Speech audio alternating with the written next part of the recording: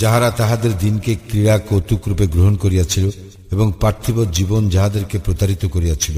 সুতরাং আজ আমি তাহাদেরকে বিস্তৃত হইব, যেভাবে তাহারা তাহাদের এই দিনের সাক্ষাৎকে ভুলিয়া গিয়াছিল এবং যেভাবে তাহারা আমার নিদর্শনকে অস্বীকার করিয়াছিল। অবশ্য আমি তাহাদেরকে পৌঁছাইয়াছিলাম এমন এক কিতাব, যাহা পুনর্জ্ঞান দ্বারা বিশদ ব্যাখ্যা করিয়াছিলাম এবং যাহা ছিল মুমিন সম্প্রদায়ের জন্য পথ নির্দেশ ও দয়া। তাহারা কি শুধু উহার পরিণামের প্রতীক্ষা করে?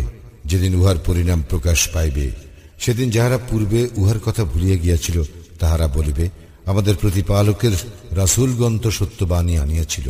আমাদের কি এমন কোন সুপারিশকারী আছে যে আমাদের জন্য সুপারিশ করিবে?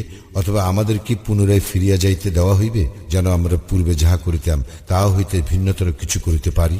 তাহারা নিজেদেরই ক্ষতি করিয়াছে এবং তাহারা যে মিথ্যা রচনা করিত তাহাও অন্তর্হিত হইয়াছে।